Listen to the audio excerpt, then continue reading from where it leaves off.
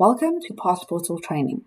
In this video, I will be showing you how to access a website directly from the My Password app. First, we click on the icon for the My Password app. This will bring up this window where you will click on the website that you are trying to access. This will give you the option to copy your username, copy your password, or more actions. Here you could do the same.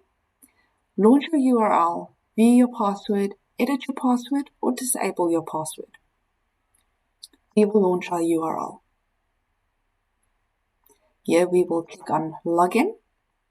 And as you can see, the My Password app icon is displayed.